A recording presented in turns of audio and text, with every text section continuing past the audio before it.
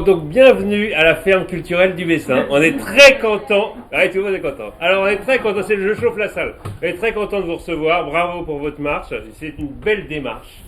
Et donc ici, on y fait de la programmation culturelle. Malgré le Covid, on est ouvert actuellement les mercredis avec des propositions pour les enfants. Et à partir de mi-août, on a un boulanger qui est installé là, ça s'appelle Au Bio-Pain. Bio, ça s'écrit B-I-A-U, c'est bio chez Normand. Parce que ici, on fait aussi de la langue normande tous les derniers vendredis du mois. À partir du mois de septembre, on recommence à Préchy, Normand. Tu veux dire Du tout. Alors donc voilà, cherchez la falle. Tout ça pour vous présenter ces deux choses qu'on fait à la ferme culturelle du Bessin. Et sinon, on est un lieu qui existe depuis. On a commencé en 2000 à peu près, en 97. Et on tient toujours, et on est toujours là, on est ravis de vous recevoir. Alors comme on est un lieu de spectacle, et je ne sais pas s'il y en a qui ont vu à l'extérieur, il y a ce qu'on appelle un bus à pied. Un bus à pied, c'est très simple, je vous le présenterai à l'occasion. J'ai deux petits slams pour vous recevoir. Alors il y en a un, c'est un slam sur le tram. Oui, je voulais faire un slam sur le tram. Ouais, je voulais faire un slam sur le tramway. Que je prendrai jamais. Soi-disant écologique, je trouve pas ça logique. Faut de l'électricité. Le nucléaire, c'est vrai, a fait beaucoup de progrès. Mais il n'y a que les déchets. Qu'est-ce qu'on en fait? On ne sait pas quoi en faire. On les enfouit 20 milieux sous les mers et on attend les prochains millénaires. Je veux faire un slam contre le tram. Ouais, contre le tram. Ouais. J'ai rien contre les transports en commun. Je suis même pour la communauté d'humains qui voyagent ensemble sur le même chemin. Oui, mais il faudrait faire un peu d'effort, inventer un nouveau moyen de transport. On inventerait comme ça le bus à pied. Le bus à pied, c'est facile à faire marcher. On rentre dans le bus, on se met à marcher, ça marcherait ça. Le bus à pied, le bus à voile, le solaire bus, le vélobus, le bus à voile. Le bus à voile, voilà, c'est quand même mieux que le tram. Oui. Ah ouais, la fin c'est interactif. Il faut être attentif et réactif. Je dis tram, vous dites tram. Tram. Ah c'est bien, ça. Je suis content, je vous ai bichauffé. Alors là c'est un autre, c'est encore interactif. On va prendre les gens, alors les gens à droite, enfin les gens qui sont de ce côté-là plutôt, pardon, les gens de gauche, enfin ceux qui sont de ce côté-là. Alors les gens de ce côté-là, voilà, ce côté-là comme ça, vous allez dire tic, quand je fais comme ça, tic. Les gens de là, de ce côté-là, vous allez dire tac. Tac, on y est, on va essayer. Tic. Tac. Tic. Tac. Tic. Tac.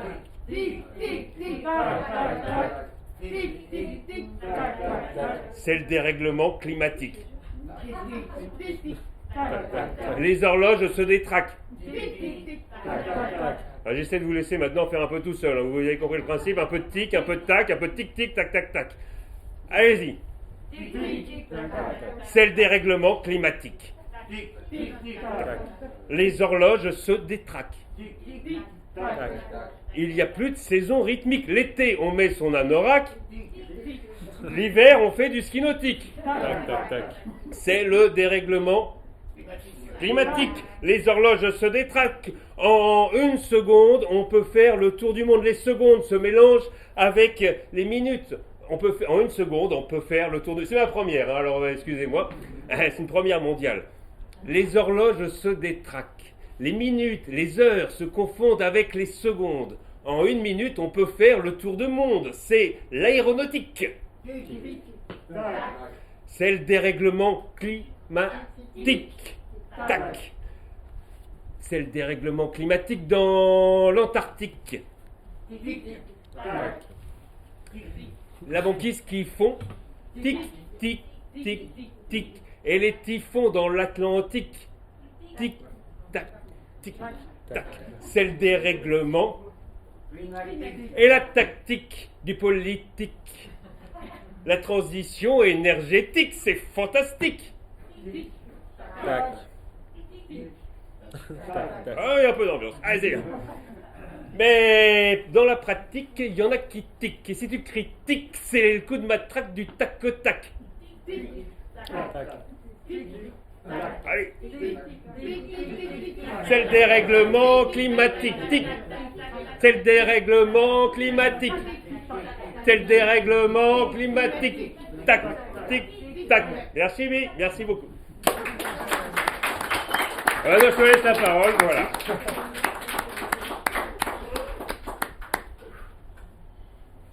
Merci pour votre accueil, merci à la ferme de Varambert et au nom des 7 vents, merci à vous pour l'invitation de ce soir. Je suis au nom des 7 vents très content de participer à cette soirée. Malheureusement, pas tellement le temps, puisque pour d'autres projets personnels, je ne peux pas participer à la marche, mais ça aurait été de bon cœur de pouvoir faire quelques étapes avec vous.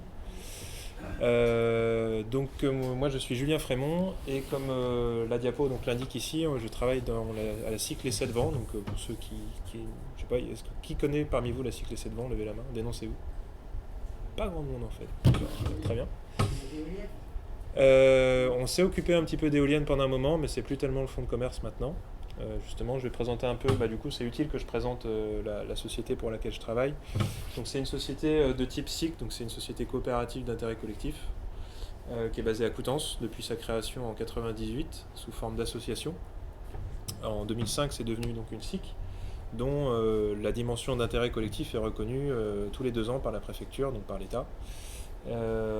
Parce que le statut SIC est soumis à ça, à ce que l'État reconnaisse à la structure en question un intérêt collectif. Le nôtre, c'est d'accompagner les citoyens et les acteurs du territoire, de tous les territoires de Normandie. Enfin, notre rayonnement naturel, c'est plutôt la basse Normandie, on va dire, et surtout la Manche, dans la transition énergétique. Donc on accompagne à la fois les collectivités, les entreprises et les citoyens dans la transition, pour tout ce qui va être production d'énergie renouvelable. C'est le sujet un petit peu de ce soir, mais aussi et surtout et de plus en plus, puisque c'est quand même ça la priorité, la maîtrise de l'énergie. Donc économiser l'énergie avant de savoir ce qu'on fait de l'énergie qui va être une sorte d'incompressible ensuite. Mais on est plus sur maintenant la rénovation des bâtiments, concevoir, réhabiliter, rénover des bâtiments pour en faire des bâtiments performants au niveau notamment énergétique. Avant de penser un petit peu à ce qu'on produit. Mais ça je vais y venir justement, c'est un peu l'objet de la discussion de ce soir. Donc voilà, une fois les choses présentées, la cycle Les 7 vents s'occupe donc elle fait office d'espace info énergie, donc on est à la fois un service public financé par les fonds publics qui va conseiller les citoyens dans leurs projets de rénovation, d'isolation, de chauffage, d'économie d'énergie au sens large. Ça recouvre aussi les dimensions mobilité, etc. Et on a un bureau d'études qui va plutôt lui être conseil des collectivités sur la réhabilitation et la conception de bâtiments publics. Des EHPAD, des hôpitaux, des facultés, des pôles de santé, des écoles, des crèches, etc. Qu'on essaye d'aider, en tout cas à accompagner des architectes et des autres bureaux d'études, à concevoir et ou à réhabiliter pour être le plus performant possible et essayer d'intégrer des énergies renouvelables. Voilà. Parce qu'on y croit, et on y croit nous depuis 20 ans, depuis la création de la SIC par Michel Frémont à l'époque, l'association, donc vous connaissez peut-être la figure de Michel Frémont. C'est lui qui a créé les 7 vents en 1998. Et qui les a quittés d'ailleurs en 2008. Alors, sur l'objet de ce soir, donc Béatrice a eu la gentillesse de me demander de disserter un petit peu sur cette question qui est assez épineuse. Photovoltaïque, éolien, est-ce vraiment écolo? Alors, je vous annonce tout de suite qu'il n'y a pas vraiment de vérité vraie là-dessus, puisque l'écologie en soi c'est déjà très très subjectif. Qu'est-ce qui est écolo? J'ai travaillé avec un collègue des 7 vents, on a essayé de se concentrer sur les impacts des ENR, sur la dimension d'acceptation sociale un petit peu de ces énergies renouvelables, sur la place qu'elles peuvent prendre dans la transition énergétique, et essayer de disséquer un petit peu le vrai du faux sur quels sont les impacts de ces ENR, ce qu'on entend souvent dans le discours notamment des personnes qui sont contre les énergies renouvelables, ou qui en tout cas par principe sont un petit peu anti-éolien, anti-photovoltaïque, et ou pro-nucléaire, enfin ça va souvent de pair, mais bon. C'est pas toujours le cas. C'est très rare d'être anti-énergie, il faut bien avoir de l'énergie quelque part, ça je pense que 100% des gens l'ont compris, parce qu'ils appuient sur le bouton comme nous tous et on a besoin d'un vecteur énergétique. Mais on a un front anti-éolien, un front anti-photovoltaïque, dans la Manche en tout cas, qui est assez présent, notamment dans le Plain, là du côté de Carentan, Picoville, des associations qui se constituent sur certaines communes. Donc on essaye de discuter avec eux. Nous on croit bien sûr aux énergies renouvelables, c'est quelque chose qu'on porte depuis des années. Simplement, ça c'est pareil, je vais développer un petit peu là-dessus. On estime qu'il y a une dimension acceptation sociale qui est essentielle et que faire participer les gens au projet, ce serait certainement la meilleure manière d'accepter chez soi un peu de production d'énergie et d'éviter d'avoir à recourir à des énormes centrales telles qu'on les connaît aujourd'hui. Voilà. Alors, c'est ici que je fais pour passer les diapos. Très vite, pour un petit peu savoir de quoi on parle aujourd'hui, vis-à-vis du nucléaire, vis-à-vis des énergies renouvelables et vis-à-vis de ce que ça produit, quelques rappels qui sont un peu bêtes et méchants mais qui restent essentiels pour cerner un peu le sujet et les enjeux. Le petit graphique à droite que vous voyez, pas forcément grand chose à voir avec la choucroute, a priori en fait c'est assez important. Euh, c'est la consommation finale d'énergie par secteur. Donc vous voyez que le résidentiel aujourd'hui c'est quasiment 30% de la consommation énergétique en France finale. Nous on s'occupe notamment de ça, du résidentiel aujourd'hui, du tertiaire également avec les 7 vents. On s'occupe beaucoup moins d'industrie et de transport bien sûr. Mais ça vous donne un petit peu parce que bien sûr aujourd'hui les énergies renouvelables vont pouvoir alimenter notamment le résidentiel, le tertiaire, peut-être un peu l'industrie, mais par exemple le transport qui représente 30% aujourd'hui de la consommation énergétique. On n'est largement pas arrivé au tout électrique, ça va être compliqué d'arriver à forcément nourrir le transport avec de l'électricité. Et même dans le secteur du résidentiel, parce que bien sûr les ENR aujourd'hui produisent quoi? Produisent de l'électricité, elles peuvent produire de la chaleur, si on parle du bois, énergie notamment, la biomasse, mais quand on parle d'éolien et de photovoltaïque, c'est avant tout de l'électricité. L'électricité ne va pas forcément pouvoir alimenter tous les postes de consommation finale français, ou de manière très inégale. Dans l'industrie ça va être compliqué également aussi, pour d'autres raisons. L'agriculture également, enfin on peut aussi avoir des tracteurs ou des pelleteuses électriques, mais on n'y est pas encore non plus. Pour ce qui est du résidentiel, un secteur qui nous intéresse particulièrement au 7 vents, gardez à l'esprit que l'électricité aujourd'hui, ça nourrit 34% de la consommation énergétique dans les logements. C'est-à-dire aussi de quoi on parle dans le cadre des ENR, c'est de subvenir à l'électricité française. Ça va avoir vocation à être modifié, notamment la part, alors on voit aussi sur la droite pétrole, hein, c'est tout ce qui est fuel. Aujourd'hui on a 11% de la consommation énergétique des logements français qui est le fuel, qui représente 11% des kilowattheures français consommés dans un logement à l'échelle nationale. Ici on est dans des zones très rurales, on voit énormément de fuel, mais voilà, gardons à l'esprit qu'il y a aussi énormément de secteurs urbains, de métropoles, qui font qu'on utilise beaucoup l'électricité et le gaz naturel. Alors les énergies renouvelables c'est surtout le bois, qui représente 23%. Mais voilà, faut bien se dire que l'électricité là-dedans, c'est que pour l'instant que 34% du mix, et que le gaz naturel n'a pas vocation à baisser là-dedans. C'est plutôt le fuel qui va être absorbé par les legs, puisqu'on est sur une énorme transition des chaudières fuel vers les pompes à chaleur notamment.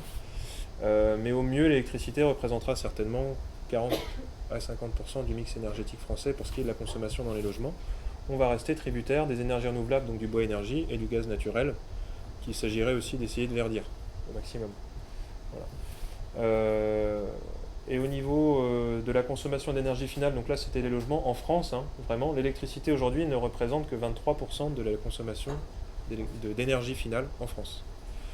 Donc les ENR ont vocation pour l'instant à surtout alimenter cette part.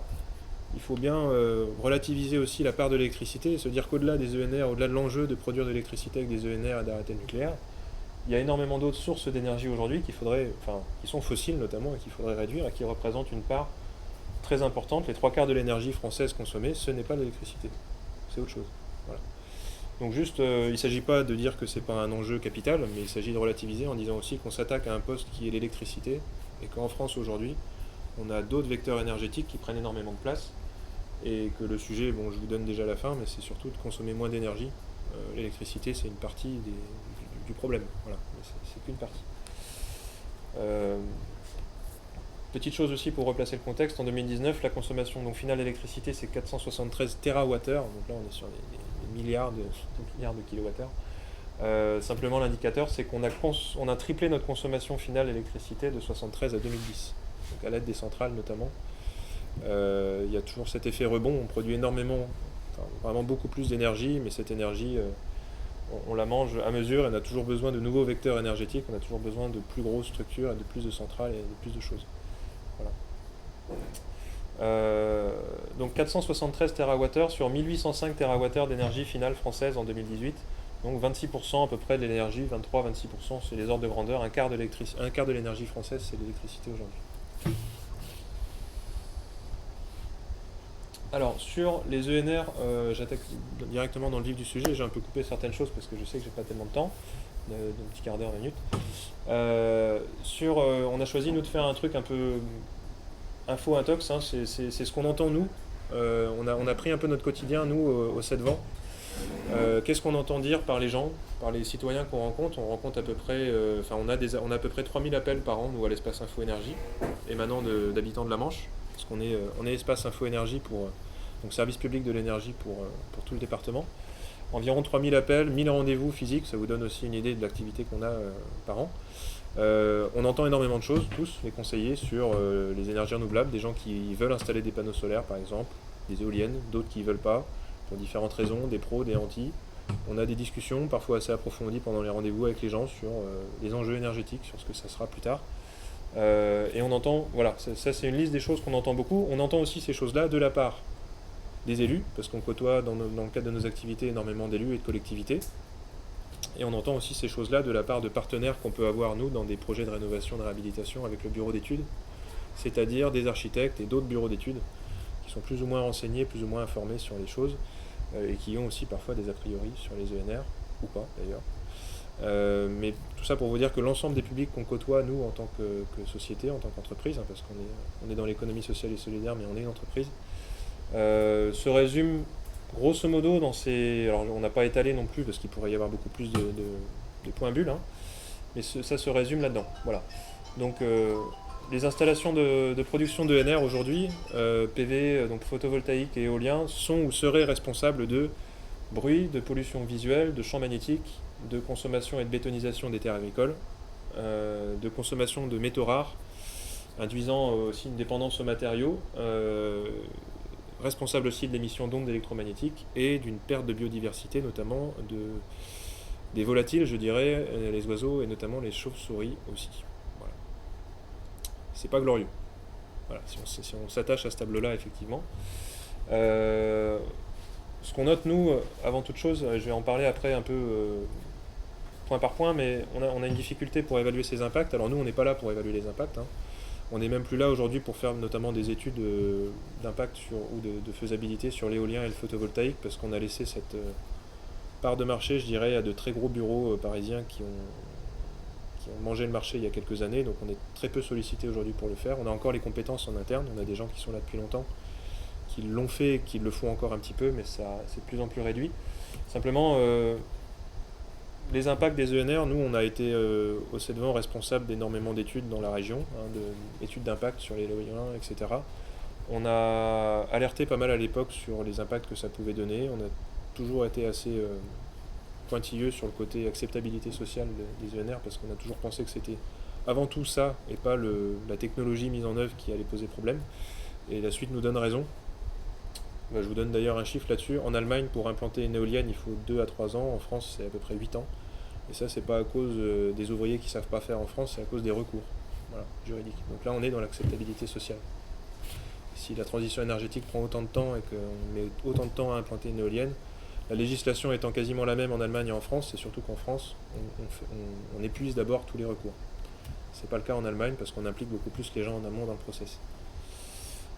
Pour autant, donc les impacts sont difficiles à mesurer. Alors c'est ce que je vais détailler un petit peu point par point, mais on a des tentatives de mesure, des tentatives d'évaluation, mais c'est compliqué à mesurer. Le nombre d'oiseaux qui meurent, le nombre de chauves-souris qui meurent, le bruit développé. Enfin, on peut toujours prendre des sondes, faire des choses, mais vu que c'est une énergie intermittente en plus qui ne fonctionne pas toujours à plein régime, qui ne fonctionne pas toujours, enfin en tout cas pour l'éolien et le PV, hein, je mets de côté là le bois énergie, hein, voilà. Mais pour l'éolien et le photovoltaïque, c'est toujours un peu compliqué à mesurer.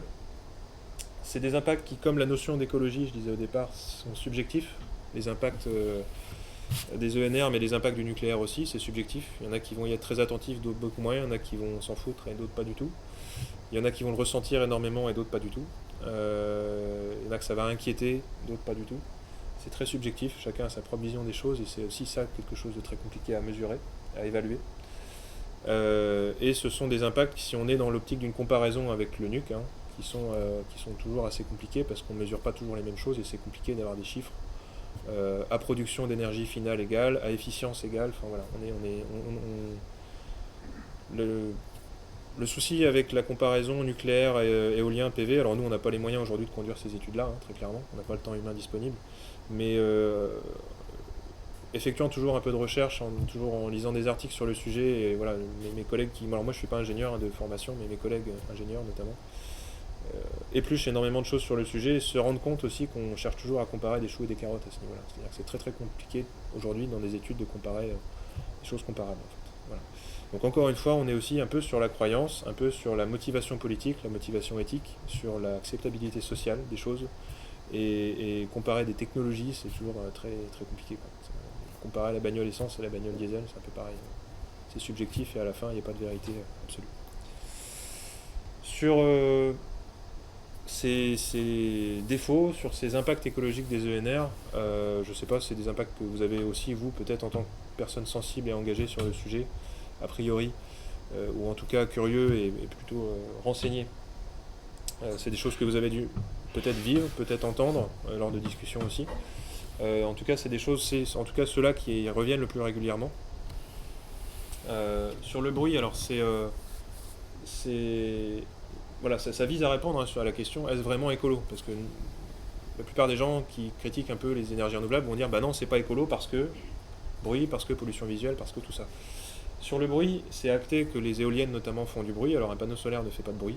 Un onduleur éventuellement qui va être installé à côté de la centrale peut faire un peu de bruit, mais une éolienne, elle par contre, peut faire du bruit. Il y a des mesures qui sont prises aujourd'hui qui évaluent un bruit qui peut être dérangeant jusqu'à 1,5 km autour de l'éolienne, suivant les vents porteurs, suivant la puissance de l'éolienne, suivant sa taille, suivant voilà, énormément de choses, mais une éolienne peut faire du bruit, suivant sa composition, la composition des pales, etc. C'est pareil, c'est très variable, donc c'est très dur de comparer. Et en énergie renouvelable et en énergie tout court, et dans ce qu'on fait nous au quotidien, on est toujours obligé de faire du sur-mesure et d'aller étudier un site, et on ne peut jamais tirer une vérité absolue d'une étude, ou de même plusieurs études. On est toujours obligé de se fier à énormément de paramètres qui font que, notamment pour l'implantation d'une éolienne, ça doit être à chaque fois du sur-mesure. Voilà. Donc ça on le reconnaît volontiers, hein. Le bruit, ça a été évalué alors dans un périmètre de 1,5 km pour vous donner vraiment les vrais. On a des basses fréquences qui interfèrent avec, alors ça c'est les ondes bêta, les ondes cérébrales du sommeil, hein. Il y a des gens qui disent être empêchés de dormir, qui disent avoir des maux de tête, qui disent avoir énormément de choses suite à l'implantation d'une éolienne. On considère ça, nous, ni comme vrai ni comme faux, mais en tout cas on s'appuie sur les études qu'on a pour dire que c'est possible. Souvent c'est des implantations qui ont été mal faites, qui ont mal tenu compte de ces impacts possibles. Donc là, aujourd'hui, il y a des énormes efforts qui sont faits par les constructeurs d'éoliennes pour réduire ces choses-là. C'est pas encore tout à fait optimal. Ça réside surtout dans l'implantation et le lieu d'implantation des éoliennes aujourd'hui. Voilà. Il n'y a pas tellement d'autres solutions. L'éolienne, elle a un impact à ce niveau-là. Elle peut l'avoir, en tout cas, elle peut déranger des habitants autour. On a aussi, en revanche, et ça c'est intéressant, prouvé quasiment, enfin il y a une étude qui a tendance à prouver que autour des éoliennes, on a, que ce soit d'ailleurs au niveau des bruits, mais au niveau aussi des ondes électromagnétiques, des champs magnétiques, etc., ce qu'on appelle un effet nocebo. Alors c'est à relier à l'effet placebo. L'effet nocebo, c'est en gros un effet auprès d'un riverain, par exemple dans le cas d'une éolienne, où c'est l'inquiétude et la mauvaise opinion, en tout cas, et l'inquiétude suscitée par soit par la maladie elle-même, enfin dans le cadre d'un placebo on parle de maladie, donc je vais faire la même chose. Le nocebo, c'est le mal, on est tellement inquiet du mal que c'est ça qui constitue les symptômes. C'est-à-dire que c'est un peu une sorte de somatisation, hein, mais voilà, on s'inquiète tellement et on a tellement un avis négatif sur l'éolienne parce qu'on a entendu un tas de trucs que effectivement quand elle est implantée on commence à ressentir des choses que ne ressentent pas d'autres personnes qui elles s'inquiètent moins. Voilà. Donc il y a un effet aussi éventuellement psychologique comme celui du placebo, mais qu'on appelle dans le cadre des implantations d'urbanisme, d'énergie, etc., l'effet nocebo. Donc ça c'est aussi intéressant, je rappelle, enfin ça va être un peu de toute façon, je vais appuyer là-dessus tout le long de la présentation, c'est l'acceptabilité sociale, c'est ça aussi. Hein. La pollution visuelle, alors c'est pareil, hein, c'est quelque chose de vrai, les éoliennes se voient, c'est tout bête. Il y a un impact visuel sur le paysage. Là c'est pareil, on avait des études qui tendaient à montrer quand même que les gens s'habituaient plutôt bien à cet impact visuel. À la fin, l'éolienne elle rentre dans le paysage. Si vous me demandez mon argument à moi, aux gens qui me disent une éolienne c'est moche, ça se voit, etc., je dis bah vous acceptez bien les pylônes. entre un pylône de très haute tension, comme vous avez pu le croiser dans la Manche peut-être quand vous avez marché, et une éolienne. Bon, en termes de hauteur, de prise de vue dans le paysage, et voilà, on est à mon avis sur les mêmes pollutions, mais encore une fois, il y en a une qui est rentrée dans les mœurs et l'autre pas encore. Voilà. Et on parle toujours de cette acceptabilité, hein, mais j'ai tendance à dire que ça rentrera dans les mœurs aussi, et qu'on s'y habitue déjà, et que nos enfants, nos petits-enfants s'y habitueront certainement. J'espère, en tout cas. Sur les champs magnétiques, ça c'est une question assez épineuse parce que c'est pareil, c'est très compliqué à évaluer. Néanmoins, on sait aussi que les éoliennes émettent des très basses fréquences et le mouvement des pales, parce qu'on est sur des pales énormes qui peuvent aller jusqu'à 80 mètres de long, voire plus maintenant, modifie les champs magnétiques autour de l'éolienne, les champs dans l'air et jusqu'au sol. Donc on a des effets d'entonnoir magnétique, etc., qui sont créés vu la masse en fait qui se met en branle, hein, vis-à-vis d'une éolienne. C'est ça qui perturbe notamment les oiseaux d'ailleurs. Donc perte de biodiversité et champs magnétiques, je vais relier un petit peu les deux. Pardon. Non. Hop. C'est là. Sur les champs magnétiques, en tout cas, on sait que ça modifie les champs magnétiques. Là, on a aussi des gens qui se disent sensibles à ça.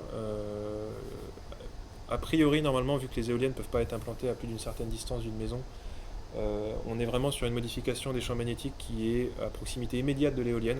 On ne va pas émettre des ondes. Il faut bien distinguer modification du champ magnétique autour d'une installation éventuellement et émission d'ondes électromagnétiques. C'est deux choses différentes. Ce qui inquiète dans le cadre d'une éolienne, c'est notamment la modification du champ magnétique. Ce qui va inquiéter dans le cadre d'une installation photovoltaïque, d'ailleurs, c'est assez marrant, les gens vont plutôt nous parler des ondes que ça peut émettre, comme le Linky ou comme d'autres appareils qui émettent des ondes. Puisqu'ils entendent que dans une installation photovoltaïque, il y a un appareil qui s'appelle l'onduleur.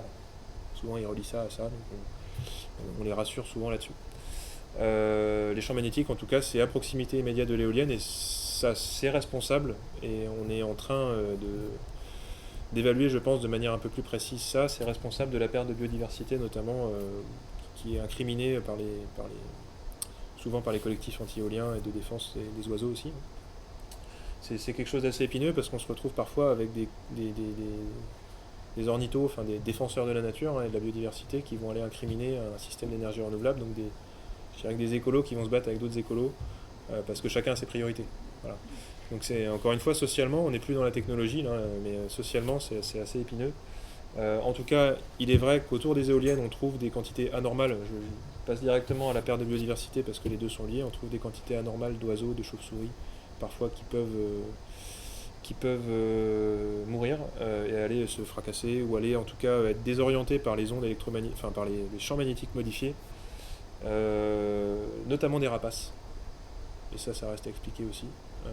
Alors y compris des espèces protégées de rapaces, mais on sent bien qu'autour des éoliennes, les rapaces ont certainement un système de fonctionnement basé sur les champs magnétiques aussi, pour repérer leur proie ou autre, et on s'aperçoit que c'est notamment ces catégories d'oiseaux-là, c'est pas forcément les migrateurs, comme on aurait tendance à le croire, qui ont eux la balise avec leur migration en tête, mais c'est les rapaces. Voilà. Aujourd'hui, il y a des études qui sont conduites notamment par la LPO sur l'impact des éoliennes, parce qu'il y a eu des éoliennes d'implantées dans des secteurs de protection ornithologique, ce qui occasionne des secteurs de réserve, donc on a beaucoup d'oiseaux, ce qui occasionne effectivement des comptages par la LPO pour essayer vraiment de se rendre compte de l'impact d'une éolienne sur ces pertes de biodiversité. J'ai plus les chiffres en tête, il y a eu des études conduites aux États-Unis, en Angleterre là-dessus, en France également. On n'est quand même pas sur des charniers d'oiseaux. Voilà. Le gros souci, c'est qu'on s'attaque à des rapaces qui sont parfois et même assez souvent des espèces protégées, donc c'est sensible au niveau ornithologique. En termes de quantité pure, une perte de ces oiseaux, c'est toujours dommageable, mais on n'est pas sur des tas d'oiseaux qui agonisent au pied d'une éolienne. Donc, voilà. J'ai plus le...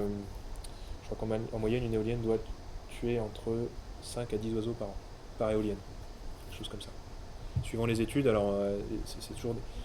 Voilà, les comptages étant très différents suivant les pays, on a des fourchettes qui sont très, très larges, donc c'est très compliqué de vous donner des vérités là-dessus, mais c'est ce qu'on avait retenu, nous, des études qui étaient conduites. Voilà. Et ça continue, donc c'est des chiffres qui vont s'affiner, peut-être se modifier en fonction des secteurs. Encore une fois, une éolienne mal placée dans un secteur de réserve ornithologique va faire énormément de dégâts. Là, je suis en train de vous donner, moi, un chiffre par éolienne en France, donc c'est toujours des choses assez... faut prendre ça avec précaution. Et enfin, donc consommation, bétonisation de terres agricoles, ça c'est un argument qui est souvent avancé aussi, et je dirais pas à tort, hein, c'est-à-dire qu'effectivement là aussi on a un impact. Un plot d'éoliennes, c'est environ 6 à 800 tonnes de béton coulé dans la terre. Alors c'est à mettre en regard des quantités de béton qu'on coule pour construire une centrale nucléaire, hein, encore une fois, il faudrait essayer de comparer ce qui est comparable. Aujourd'hui, la consommation de béton liée à l'implantation d'éoliennes en France, c'est 0,5% de la production de béton française. On n'est pas non plus dans des trucs faramineux. Mais ça a un impact, on est sur des plots d'une circonférence d'une quinzaine à une trentaine de mètres qui vont admettre à peu près 600 à 800 tonnes de béton. Alors moi j'ai vu des collectifs anti-éoliens qui parlaient plutôt de 1500 tonnes. J'ai trouvé ça nulle part. Ça peut être vrai aussi, encore une fois, il y a suivant la taille de l'éolienne, on peut avoir des choses très différentes. Ça c'est vrai. Après, donc une fois que l'éolienne étant donc au bout de 30 ans, hein, durée de vie optimale d'une éolienne une trentaine d'années, soit on choisit d'en réimplanter une sur le même site et sur le même plot en béton, c'est possible. Si on ne veut pas poursuivre l'exploitation éolienne du site, le développeur est tenu donc de fournir l'argent nécessaire à l'arasement du plot sur 1 à 3 mètres de profondeur, c'est-à-dire que l'essentiel du plot de béton va quand même rester en terre. Le béton, lui, est une matière inerte, donc il n'y a pas de risque de pollution, a priori. Mais ça va rester en terre et on va rehausser en fait au-dessus on va remettre 1 à 3 mètres de terre pour rendre de nouveau arable la surface agricole au bout de 30 ans. Mais effectivement, par principe, on a quand même une grande majorité de ce plot de béton qui va rester en terre. Voilà. L'idée quand même, ce serait une fois qu'une éolienne est en fin de vie, d'en remettre une sur le même site. Ça arrive que ce ne soit pas le cas pour des raisons notamment financières, mais quitte à avoir coulé du béton sur un secteur, effectivement, il serait bon qu'il reste à demeure et que l'implantation de l'éolienne se poursuive à long terme. Pardon. En tout cas, cette consommation, bétonisation de terres agricoles, c'est pareil, bon, c'est à mettre en regard avec la bétonisation d'un site lié à une centrale nucléaire. Quand on voit l'espace que ça prend sur tout un secteur de Flamanville qui se compte en kilomètres carrés, j'y reviendrai, mais voilà. Pour le photovoltaïque, donc pour l'éolien, il ne s'agit pas de nier que c'est un impact. Hein. Après, ça n'empêche pas les tracteurs de passer autour, ça n'empêche pas. Voilà, on a énormément d'agriculteurs, notamment en Picardie, qui ont fait fortune et qui acceptent excessivement bien les plots en béton dans leurs champs puisque ça leur apporte beaucoup d'argent. Mais ça n'empêche pas il y a quand même un espace dédié à créer, des chemins à créer pour accéder aux éoliennes et pour la maintenance. Donc il y a une consommation de ces terres, une sorte d'accaparement de terre qui est lié quand même, qui n'est pas que du plot en béton, mais qui est aussi lié à toute l'installation elle-même et à sa maintenance. Mais ça n'empêche quand même pas les éoliennes de plein champ de pouvoir se faire, comme on peut le voir notamment en Picardie, dans les plaines. Voilà. Sur le photovoltaïque, c'est plutôt une opinion qu'on a au Cédevent. On est contre de toute façon, à part sur des sites et sols pollués, l'installation de photovoltaïque sur des terres agricoles. Voilà, alors, c'est vrai que le photovoltaïque au sol est beaucoup moins cher en termes d'installation, qu'il n'est pas impactant au sens où on est sur des structures qui sont montables, démontables, généralement, qui sont lestées au sol et qui peuvent être enlevées et faire retrouver à la terre agricole à terme l'entièreté de son intégrité, on va dire. Néanmoins, on estime qu'il y a assez de toitures en France pour pouvoir faire du PV sur des toitures et éviter d'accaparer des terres agricoles pendant un certain temps, à moins de faire vraiment de l'éco-pâturage et d'avoir des moutons et des chèvres en dessous et de faire vraiment du très extensif. On peut trouver une utilité quand même à la terre agricole avec des panneaux présents dessus. Ça fait de l'ombre aux moutons, il n'y a pas de problème. Mais si on peut, il y a énormément aujourd'hui de toitures, notamment des toitures de bâtiments collectifs qui sont en déshérence complète et qui mériteraient bien une toiture photovoltaïque. Mais l'intérêt du photovoltaïque au sol, il est quand même de pouvoir être beaucoup moins cher que posé en toiture, notamment parce qu'on fait des grands ensembles, donc on fait d'énormes économies d'échelle. Et le photovoltaïque au sol, c'est la possibilité pour des sites et sols pollués, des friches industrielles, des anciens sites de déchetterie, des choses comme ça, de pouvoir retrouver une utilité, une seconde vie, parce que c'est des sites et sols pollués sur lesquels on va avoir énormément de mal à faire autre chose, à moins de remettre une déchetterie dessus, mais c'est des terres qui deviennent non cultivables, non exploitables, même par de l'élevage, parce que parfois on a des métaux lourds. Donc on peut leur trouver une seconde vie via, en tout cas, la production d'énergie. Et enfin, sur la consommation de métaux rares et la dépendance aux matériaux, alors là j'ai un collègue qui a fait des recherches, j'ai pas tout mémorisé. Pardon, je fais encore le. J'avais des chiffres qui étaient assez précis et que je tenais à vous donner. C'était des études de l'ADEME hein, aujourd'hui sur les métaux rares. Alors dans le photovoltaïque, là il y a beaucoup de choses à déminer et en fait c'est un des arguments principaux ça. C'est de dire les ENR nous rendent pas vraiment indépendants énergétiquement parce qu'on est toujours dépendant des matières qui viennent de l'étranger, notamment des métaux rares. Pour le photovoltaïque, il n'y a pas de métaux rares dans le photovoltaïque. Donc ça voilà, c'est très clair et c'est précis. Donc ça c'est à déminer complètement. Pour l'éolien, la consommation de métaux rares, elle va être notamment le fait donc c'est le néodyme hein, qui va servir pour les bobines et pour les aimants perpétuels des éoliennes. C'est utilisé notamment dans tout ce qui va être éolien en mer, éolien offshore. L'éolien terrestre consomme excessivement peu de métaux rares. J'ai moi 80 kg donc, de métaux rares par mégawatt de puissance, donc en gros une éolienne c'est un mégawatt. Hein. Voilà. 80 kg de métaux rares par éolienne pour du terrestre et à peu près 300, on est entre 300 et 600 kg pour de l'éolien offshore. Voilà. Donc il y a une différence de technologie qui fait qu'on a besoin beaucoup plus de métaux rares pour l'offshore.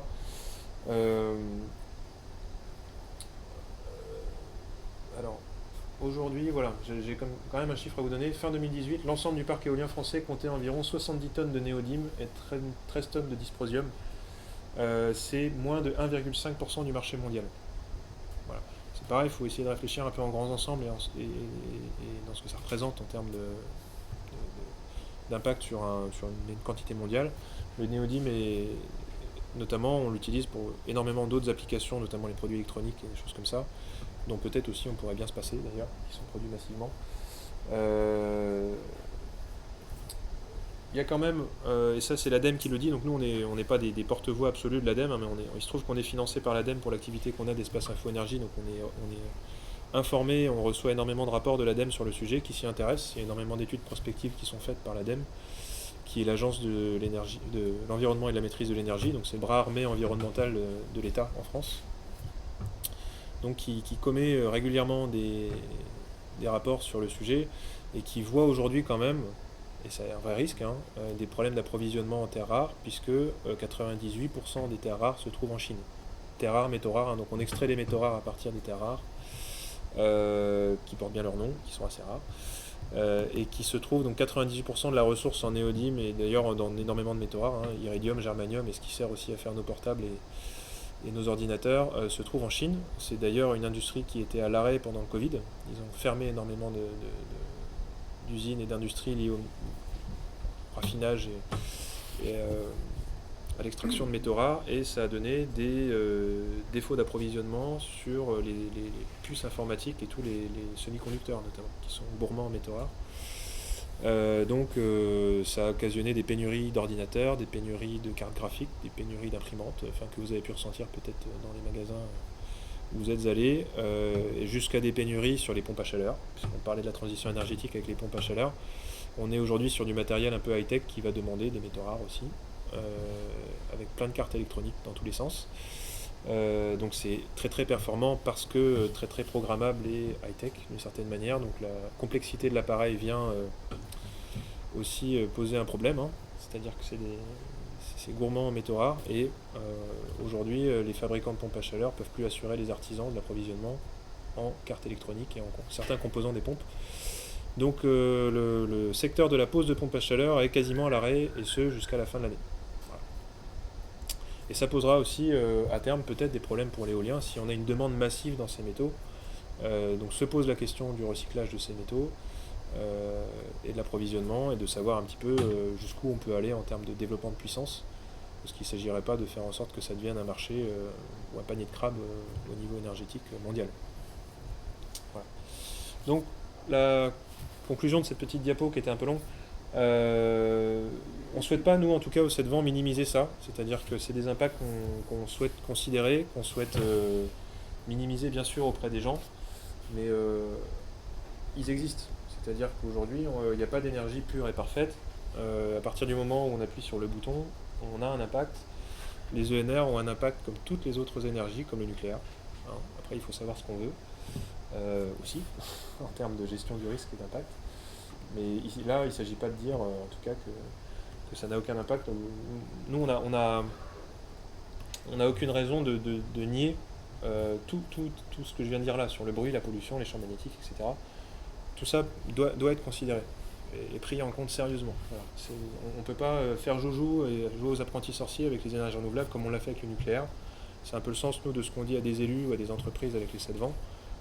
Si on fait ça, si on impose des choses aux gens en leur disant que tout ça c'est pas vrai et que c'est fake news, on s'en va de toute façon au devant de levée de bouclier comme on en a déjà de toute façon, mais ça peut être que pire. Donc voilà, moi ce que je disais, c'est des impacts qu'il faut considérer, évaluer et minimiser. Voilà, c'est un peu ce que je dis, toute production d'énergie a des impacts, les ENR n'y coupent pas. À mon avis, l'essentiel aujourd'hui, et c'est ce qu'on voit nous un peu je dirais, sociologiquement quand on écoute les gens, il y a eu un peu peut-être mal donne au niveau des... Enfin, moi je suis d'une génération qui n'a pas connu le début des ENR, on est arrivé en cours de route déjà, mais faire attention à ne pas vendre les énergies renouvelables comme quelque chose qui laverait plus blanc que blanc, qui serait complètement parfait. À partir du moment où les gens voient dans le terme renouvelable quelque chose d'inépuisable et de totalement propre, complètement...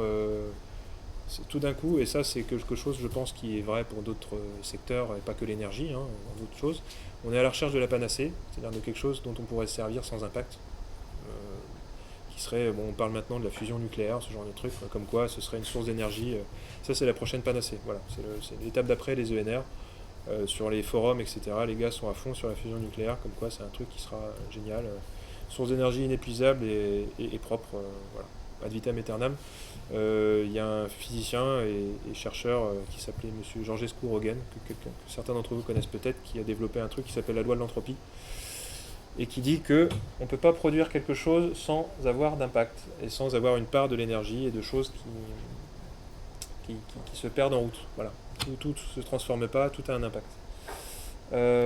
Pour nous, en tout cas, l'argumentaire qu'on a vis-à-vis d'élus et des gens aussi, et notamment des collectivités, c'est que pour nous l'avantage des ENR, c'est d'éparpiller, de socialiser le risque, au lieu d'avoir un risque immense qu'il y ait une centrale nucléaire et qui pèse sur nous tous, et ça on est tous là pour le considérer, on a quand même des petits risques, c'est-à-dire que ce dont je parle c'est des impacts réels, hein, le bruit, la pollution visuelle, etc.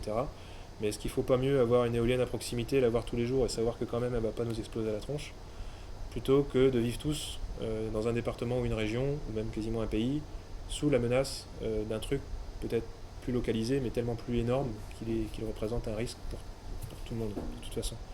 Est-ce qu'il ne faut mieux pas avoir un risque en face de soi maîtrisable, plutôt que de jouer aux apprentis sorciers avec un truc qui peut nous sauter à la figure.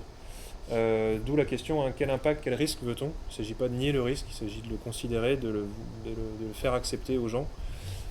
Pour nous, les ENR, donc plein de petites éoliennes, ou de grosses éoliennes, hein, mais plein de chaudières à bois, plein de petites installations photovoltaïques.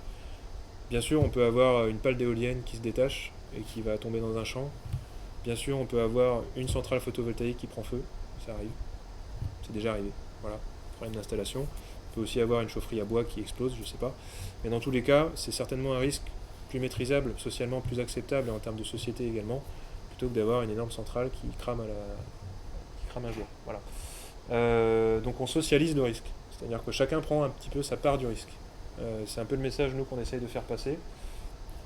Lequel est le plus facilement gérable. Donc généralement quand on met les gens en face de ça, ils se disent que c'est peut-être assez juste j'appuie sur le bouton, bon, bah, je peux peut-être bien prendre ma part un peu du risque. Enfin, quand on présente le problème comme ça, tout de suite c'est un petit peu plus accepté.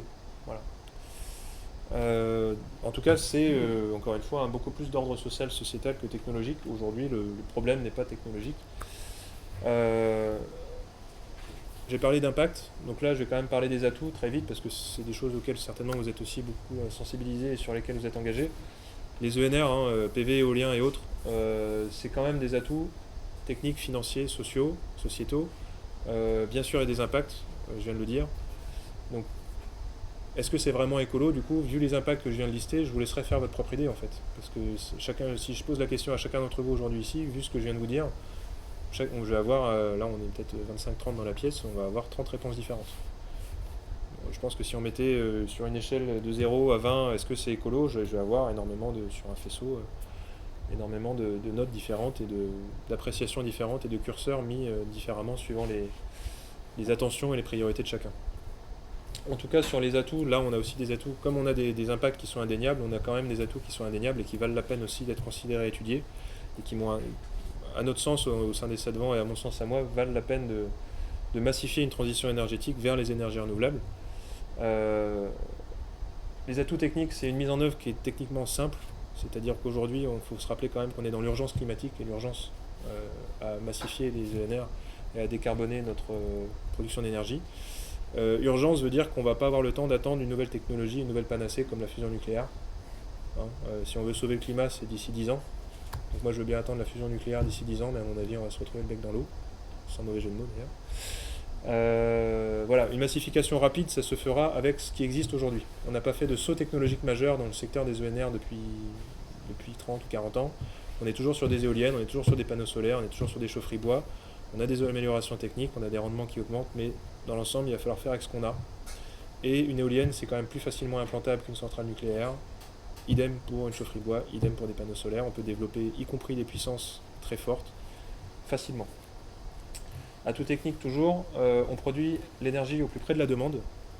Ça évite la perte en ligne. Donc je ne vais pas m'éterniser sur ce sujet-là, mais sachons en tout cas que le stockage de l'électricité, ça va être le grand défi énergétique du XXIe siècle.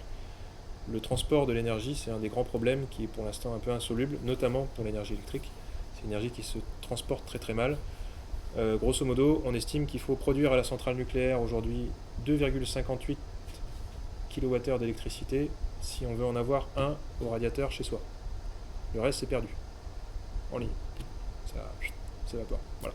Ça suppose, c'est pour ça qu'on a résolu le problème en produisant des masses immenses, gigantesques d'énergie à la centrale. Quand je parle de consommation d'énergie finale, ce que je disais pour les chiffres au tout départ, j'ai oublié de préciser, c'est l'énergie qui arrive dans les radiateurs. L'énergie primaire, c'est ce qui est produit à la centrale et c'est 2,58 fois plus, tellement on a des pertes en ligne qui sont immenses. Donc quand on produit de l'électricité sur la toiture pour alimenter les ampoules qui sont dans le salon, forcément, moins de transport d'électricité, moins de pertes en ligne, moins de quantité d'énergie à produire. Quand on est dans une démarche de sobriété énergétique, c'est une question qui est extrêmement importante. Voilà.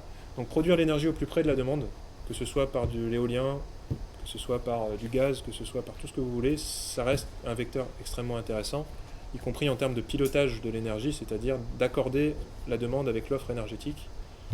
Le grand atout du nucléaire, c'est ça, c'est de pouvoir produire des quantités immenses et d'être relativement pilotable. C'est le principal argument des pro-nuc techniques aujourd'hui, c'est de dire comment on va faire sans énergie pilotable.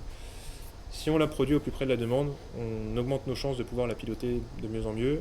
Autre sujet très très épineux, le Linky, qui a priori permettrait quand même aussi d'être d'un outil assez avantageux pour pouvoir piloter nationalement ou localement le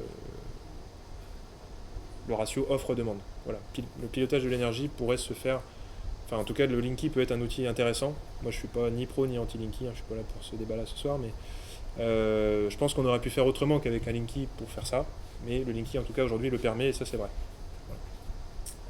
Et les temps de retour sur investissement énergétique écologique sont intéressants. Alors on peut se baser là-dessus. Moi c'est la chose à laquelle je suis le plus sensible aujourd'hui. Est-ce vraiment écolo le PV, l'éolien? Aujourd'hui vous produisez une éolienne, vous prenez en compte l'énergie grise, c'est-à-dire toute l'énergie qu'il a fallu pour les matériaux, la construire, l'acheminer, la mettre en route, etc., faire venir les ouvriers pour la monter, etc. Ce qu'on appelle l'énergie grise, c'est toute l'énergie qu'il a fallu pour l'éolienne et tout le reste, c'est-à-dire sa durée de vie, sur toute la durée de vie d'éolienne. Une éolienne, il lui faut donc à peu près 8 mois pour rembourser sa dette énergétique, d'une certaine manière, voilà. Complète. Et un panneau photovoltaïque, c'est à peu près 2 ans et demi aujourd'hui, et ça a tendance à baisser parce qu'on est dans une production de plus en plus massive de panneaux, ce qui fait qu'avec l'économie d'échelle, on fait aussi des économies d'échelle énergétiques. Durée de vie optimale pour un panneau photovoltaïque, environ 40 ans. Alors c'est garanti 25 ans, mais ça peut durer 40 ans. Si vous allez chez notre ami Michel Frémont, justement à Courcy, il a installé lui des panneaux en 74 qui fonctionnent toujours, donc il n'y a pas de problème. Et c'était des panneaux qui provenaient déjà d'une usine à l'époque qui était sur le toit d'un supermarché dans le sud-est, et le supermarché avait été incendié. Il a récupéré les panneaux qu'il a ramenés dans la Manche en 74 et ça fonctionne toujours. Et durée de vie indicative pour une éolienne, environ une trentaine d'années, mais ça ne veut pas dire qu'elle ne peut pas fonctionner plus longtemps. Voilà. Ou parfois moins longtemps s'il y a des soucis. Mais, les atouts aussi écologiques, enfin alors, on parlait un peu des impacts écologiques, mais on a des atouts financiers, je tenais à le dire, le prix du kilowattheure et du mégawattheure éolien et photovoltaïque est en baisse constante, celui du nucléaire est en hausse constante. Voilà, je ne vais pas m'éterniser là-dessus, parce que ce n'est pas le sujet, tout à fait. Mais sachez que le prix du kilowattheure, mégawattheure lié aux nouvelles centrales nucléaires est beaucoup plus cher que celui des centrales existantes. Aujourd'hui, le nucléaire dans l'existant, on le paye à peu près 44 à 50 euros du mégawattheure. Aujourd'hui, les tarifs de rachat à Hinkley Point, en tout cas en Grande-Bretagne, sur les contrats qui ont été signés, pour les EPR là, qui vont sortir à Hinkley Point, on est sur 109 euros du mégawattheure. Donc on est à 2 fois plus que... Ouais, pas très loin de 2 fois plus que de l'éolien terrestre, enfin, ou du PV, quoi. Voilà. Donc on est sur du nucléaire qui n'est plus rentable tellement, enfin qui n'est plus socialement très profitable puisque ça ne devient plus la source d'énergie la moins chère, économiquement. Et sociétalement, et là j'insiste beaucoup plus là-dessus par contre parce que je lis écologie et social, hein, vous avez bien vu que les deux marchent souvent, enfin il faut ces deux jambes-là et c'est pareil pour beaucoup de problèmes écologiques, que ce soit l'agriculture ou d'autres. Ne pas oublier que grâce quand même aux énergies renouvelables, et ça on peut en débattre, on se rend moins dépendant énergétiquement d'autres pays, c'est-à-dire qu'on a beau s'approvisionner en matériel photovoltaïque ou éolien dans d'autres pays aujourd'hui, le vecteur énergétique, c'est-à-dire la source d'énergie, c'est le soleil, c'est le vent. On n'a plus à s'approvisionner, ou moins à s'approvisionner en pétrole, en uranium, en gaz ou autre, de la part de pays qui nous tiennent diplomatiquement souvent par ça, hein, notamment les pays de l'Est, notamment l'Afrique. Enfin, l'Afrique nous tient et on tient l'Afrique à cause de l'uranium. La Russie nous tient et on tient un peu la Russie à cause du pétrole. Et vous voyez bien que c'est des jeux de dupes diplomatiques qui impactent énormément d'autres secteurs de notre société qui sont liés à l'énergie. Pardon ? La Russie, c'est le gaz. Le gaz aussi, ouais, gaz et maintenant la Russie se met à faire un peu de pétrole aussi, donc gaz, je pense qu'ils nous en donnent. Et Norvège aussi d'ailleurs, hein, si les pays scandinaves peuvent se permettre de faire tout ce qu'ils font sans qu'on dise rien, parce qu'ils sont pas toujours clean surtout, c'est parce qu'ils ont beaucoup de gaz. Et dernier point, et c'est pour moi le plus important au niveau d'ailleurs peut-être de tout ça en termes d'atouts écologiques sociaux, notamment, c'est permettre aux citoyens de s'approprier les questions énergétiques, c'est ce qu'on fait un peu ce soir, et c'est ce que nous on essaye de faire à travers des projets citoyens d'énergie renouvelable. Ça, il y aura une soirée dédiée à ça, j'ai vu sur le programme, donc c'est génial. Donc avec les 7 vents, on est en train de monter des projets citoyens dans la Manche, là. C'est en train de voir le jour sur Granville et Méotis à côté de 40 ans, pour ceux que ça intéresse, voilà, d'investir dans des projets citoyens dans la région. Donc en se constituant en communauté énergétique, nous on se rend compte, grosso modo, hein, et les projets citoyens d'énergie là nous l'ont montré, c'est-à-dire qu'on rassemble dans ces projets citoyens là des gens qui sont des profils très divers, qui n'ont forcément pas toujours à voir avec l'écologie au sens large ou avec des profils de militants ou quoi que ce soit, qui sont là parce que le sujet les touche un petit peu, qui sentent bien que leur épargne peut faire quelque chose, un peu à la manière de ce que fait Terre de Liens dans l'agriculture. Donc on rassemble des gens très divers, on a des réunions de 40-50 personnes où on sent qu'à la sortie de la réunion, au-delà du projet lui-même, on a pu les sensibiliser aux énergies renouvelables, à leurs impacts, parce qu'on ne cache rien, et aussi à leurs atouts, que les gens se font une idée d'eux-mêmes ensuite. Mais plus de sensibilisation, plus d'appropriation des questions énergétiques, c'est ça qui va déclencher plus d'acceptabilité, plus de sensibilisation, et aussi, une fois qu'on sait à travers une éolienne qu'on a à côté de chez soi, ou dans laquelle on a mis des billes même, hein, d'ailleurs, on commence à se rendre compte qu'une éolienne c'est rentable pour la région, que ça profite à la région et pas à EDF ou à je sais pas quel consortium là-haut, ça peut me profiter à moi, ça rend déjà la chose plus acceptable. Et on sait aussi que l'énergie ne se produit pas toute seule. Et ça, c'est notre grand combat finalement depuis 20 ans, c'est quand on dit accompagner les citoyens et les collectivités, c'est super, c'est sympa. C'est aussi leur rappeler constamment et être un peu les pères fouettards en leur disant que l'énergie, ça ne se produit pas tout seul. C'est pas un truc, c'est pas comme l'eau, d'ailleurs, ça coule pas l'énergie, donc on s'en rend pas compte, c'est un peu là dans les terres, ça flotte, mais quand on appuie sur un bouton, ça déclenche des choses très physiques et très concrètes. Et donc, les énergies renouvelables, l'avoir en face de soi, l'avoir près de chez soi, on s'en rend compte, en tout cas, on sent bien que les gens tout d'un coup font attention à ça, et c'est le premier pas vers la sobriété énergétique que nous on appelle de nos voeux, avant même de penser à comment on produit l'énergie, c'est déjà d'en consommer moins. Voilà. D'y faire attention. Donc pour conclure, un petit résumé de ce que j'ai dit là pêle-mêle, ça a tellement été très décousu, mais j'avais pas forcément de fil directeur. ce qu'on estime, nous en tout cas, vis-à-vis des 7 vents que je représente ce soir, hein, c'est pas que ma parole à moi, mais on n'a pas de saut technologique, technique à attendre majeur dans les prochaines années au niveau des énergies. C'est-à-dire, encore une fois, que si on veut la transition énergétique, il va falloir la faire avec un état de l'art existant là, qui ne va pas énormément progresser. On arrive toujours à faire des panneaux plus puissants et plus petits, et des éoliennes plus puissantes et plus petites avec moins d'impact, mais on va rester dans des ordres de grandeur qui sont les ordres de grandeur actuels. Donc il faudra faire avec ce qu'on a. Pas attendre, voilà. Quand j'entends parler moi d'augmenter l'être humain, là, c'est-à-dire en gros pour résister au changement climatique, on va s'injecter des trucs qui vont faire qu'on a moins chaud et qu'on a moins soif. C'est un peu le même trip, hein, c'est-à-dire l'humain augmenté, l'énergie augmentée, le scientisme, en gros, hein, c'est la science va nous sauver, on va bien trouver quelque chose, on va bien s'adapter. Bah les gars, bon courage, mais moi je préfère quand même m'appuyer sur ce qui existe. Alors, peut-être mon caractère, mais voilà. Vu l'urgence en tout cas à massifier la transition énergétique, il faudra s'appuyer sur l'art existant. Assumer l'impact, et ça c'est ce que j'ai fait un peu longuement en décortiquant les impacts des énergies renouvelables. Je tenais vraiment à ça parce que j'avais pas envie d'être passé pour quelqu'un qui en tout cas vis-à-vis des 7 vents, en tout cas on voulait pas mettre ça sous le tapis. C'est-à-dire que oui il y a des impacts, oui ça peut gêner des gens, ça peut gêner des communautés, des habitants, etc. Il faut que ce soit travaillé en amont, il faut que ce soit concerté. Et si on associe les gens au projet de manière sociale et de manière économique en plus, c'est ce que font énormément maintenant les Allemands, les Danois, etc. On a des projets citoyens avec des gens qui investissent et qui placent quasiment leur fonds de retraite dans des éoliennes. Croyez-moi que les éoliennes elles sont beaucoup mieux acceptées dans le jardin quand on sait qu'elles rapportent 8% par an. Voilà. C'est bassement financier, mais on en revient à ça. Donc assumer l'impact de toute production d'énergie, ne pas croire que les ENR lavent plus blanc que blanc, c'est ce que je disais. Hein. Ça c'est un frein à l'acceptabilité sociale. Les gens aujourd'hui voudraient que les ENR, voilà, tant que l'ENR en gros aura un impact et qu'elle ne sera pas parfaite et parfaitement recyclable et parfaitement, je sais pas, on n'en voudra pas. C'est un peu ridicule comme position, il faut assumer que les panneaux aujourd'hui vont venir de Chine. Voilà. C'est comme ça. Que les pales d'éoliennes c'est fait en fibre de verre et que c'est pas recyclable. Alors après par contre, c'est pas recyclable, mais on peut en faire des super abris à vélo, on peut en faire des super jeux pour les enfants. Ça c'est un plou en béton pour vous montrer un peu quand même l'impact que ça a, hein. Il ne s'agit pas de le nier, mais on est bon, impact, mais quand même solution.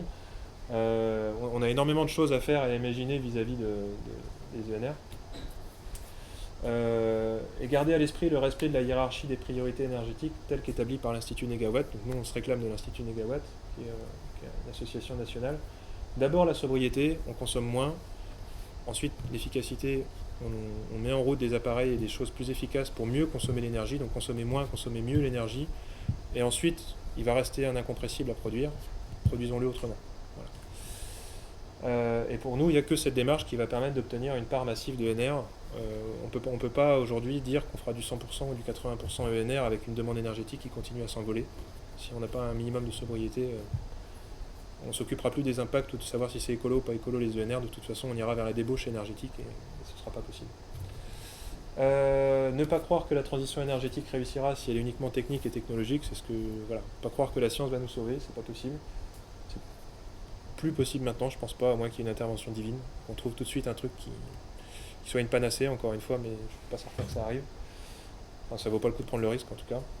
Elle devra être aussi et surtout sociale et porter sur l'implication des citoyens dans la production d'énergie, ce que je disais, les usages de l'énergie et l'acceptabilité des solutions. Voilà. Donc c'est vraiment ça le levier aujourd'hui, on n'en est plus à savoir à quelle puissance d'éoliennes ou si elles vont être plus productives ou pas, c'est de savoir où est-ce qu'on les implante, avec qui et qui est-ce qu'on fait participer au projet. Et ça permet, ça découle un peu naturellement, mais ça permet de repenser le système énergétique à l'échelle locale, à travers des communautés énergétiques. Pourquoi est-ce qu'on ne produirait pas notre énergie à l'échelle, et tous ensemble, en tant qu'investisseurs, que contribuables peut-être, à l'échelle d'une région, d'un département, d'une agglo, avec des schémas de production d'énergie locaux, et où tous on bénéficierait et on se contraindrait peut-être localement, en fonction des atouts et des contraintes de nos régions, à une production énergétique qui soit réalisé, et c'est le dernier point, sur mesure. On n'aura pas, ça c'est l'avantage du nucléaire, on fait une grosse centrale quelque part et puis on injecte sur le quart de la France.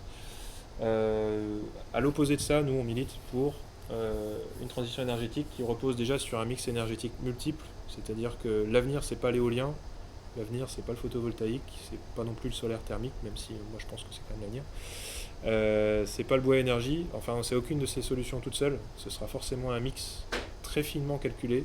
Encore une fois, ce sera que du sur-mesure.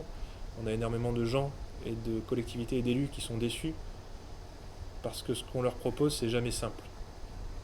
Ils aimeraient bien que ce soit reproductible. Je suis élu à Avranches, j'ai vu ça à Montebourg, ou à Caen, ou à Saint-Tropez, ou à Biarritz, et je voudrais faire ça chez moi. Mais on lui dit, mais non, mon monsieur, c'est pas possible. Voilà. Et c'est pareil pour les particuliers. Mon beau-frère à Besançon, il a mis une pompe à chaleur, et moi j'aimerais bien faire pareil, parce qu'il a un rendement de temps, ou il a, enfin plutôt un chauffe-eau solaire. Et pareil, des gens, moi j'ai des collègues en Rhône-Alpes qui sont Espace Info Énergie, ça fait bien longtemps qu'ils ont arrêté de prescrire des pompes à chaleur parce qu'il fait trop froid l'hiver chez eux. C'est un bassement technique, mais c'est plus possible.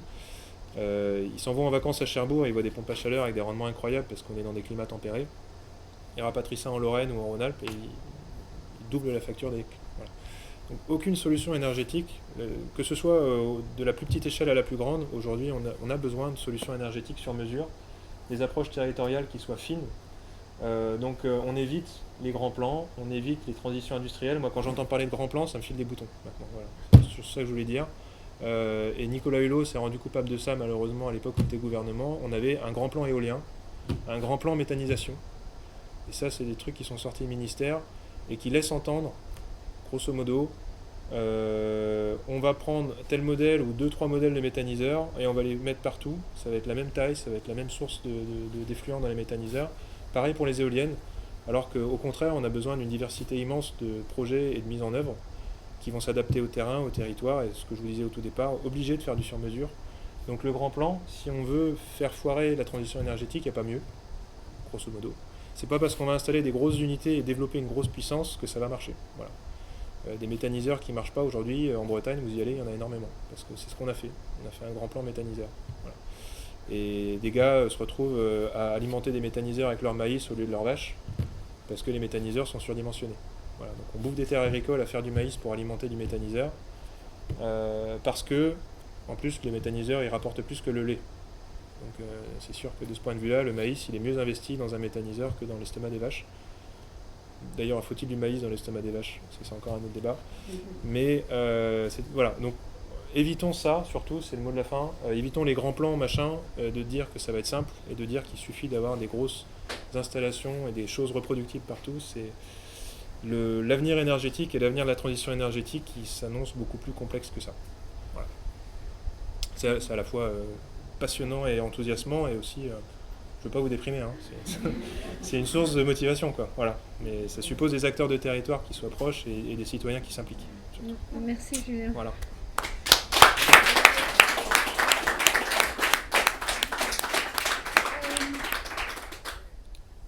Merci. De rien. C'est beaucoup trop long, je pense. Mais... Non, c'est désolé. parfait. 3 petites choses avant de passer aux questions. La première, c'est qu'on a une soirée sur la méthanisation le 5 août. On a une soirée sur la fusion nucléaire le 8 août. Et on a et 2 petites remarques, questions. La première chose, c'est par rapport au recyclage des panneaux photovoltaïques. En France, maintenant, il y a des entreprises qui recyclent les panneaux photovoltaïques à 97%. Donc ça, c'était la première chose. Et par rapport au recyclage des éoliennes, des pales d'éoliennes, il y a maintenant l'université de Strathclyde en Écosse qui a trouvé la manière de recycler les pales d'éoliennes et ils viennent de partir sur un processus d'industrialisation des pales d'éoliennes. Donc je voulais juste rajouter ça et te demander éventuellement quelques informations par rapport à ça et puis après il y aura des questions. Alors concernant les panneaux PV, c'est une question qui est récurrente, hein, le recyclage en fin de vie. Donc il y a une usine qui a ouvert à Marseille aujourd'hui, qui est financée par une éco-contribution des producteurs de panneaux et des personnes qui, comme il y a une éco-contribution aujourd'hui pour le mobilier ou pour d'autres, les matelas, pour les pneus aussi d'ailleurs. Quand vous achetez un pneu et que le producteur de pneus produit un pneu, il paye une éco-contribution qui sert à payer une filière de recyclage. C'est pareil pour le PV aujourd'hui, donc on a une usine à Marseille qui a ouvert, qui est pour l'instant la seule à être ouverte en France et qui se destine à être la seule puisqu'elle a été dimensionnée pour accueillir tout le parc photovoltaïque en fin de vie. On recycle les panneaux à 90, 95, 97% suivant les technologies de panneaux. Un panneau, c'est du silice, de l'aluminium, du verre, donc c'est que des matières recyclables. Et la principale matière non recyclable en fait là-dedans, c'est le mélange, c'est le câblage en fait, c'est le mélange en fil, c'est les quelques petits grammes effectivement de métaux qu'on va avoir qui ne sont pas tout à fait recyclables parce que c'est des alliages. Donc on recycle quand même ces panneaux pour faire ensuite des panneaux neufs. Donc on recycle du vieux pour du neuf. On les remet en forme, on les refond, on refond le silice, on refait des panneaux. Donc cette usine de recyclage de panneaux va produire aussi des panneaux français, recyclés, qui seront certainement plus chers que des panneaux chinois, pour pas se voiler la face, mais en tout cas, on va recycler du temps pour temps, je dirais, du neuf pour du vieux. Et avec ces panneaux, on fait des nouveaux panneaux qui repartiront pour une quarantaine d'années et qui ont déjà payé une bonne partie de leur dette énergétique lors de leur première vie. Donc on est plutôt sur un système très vertueux. Et oui, pour les pales d'éoliennes, c'était la principale problématique aujourd'hui, parce que le reste, le mât, maintenant on commence à faire des mâts en béton, mais c'est pas terrible. Les mâts sont en acier. La plupart des éléments dedans se recyclent aussi parce qu'on n'a pas trop de métaux en mélange. On a des métaux rares, mais qui sont des métaux assez purs. Le gros souci, c'était les pales. Et on a beaucoup, Strathclyde et puis des Canadiens, j'ai vu, quand j'ai recherché avec mon collègue, on avait pas mal avancé sur le sujet, on n'était pas forcément à jour là-dessus, mais parce qu'on fait de moins en moins d'éoliens, mais en tout cas, outre les photos que j'ai montrées et qui permettent quand même de constituer du mobilier urbain ou de recycler ça de manière un peu sympa, on a une vraie filière industrielle qui va se mettre en route. Parce qu'après, voilà, il y avait depuis longtemps des balbutiements, des choses expérimentales, mais on va enfin passer à la vitesse supérieure avec une possibilité de recyclage à l'échelon industriel. Et maintenant, les constructeurs d'éoliennes aussi amènent carrément sur le terrain, quand ils démantèlent les éoliennes, les outils spécialisés pour scier en tranches en fait, les pales, etc. et avoir beaucoup moins de mal à emmener ça.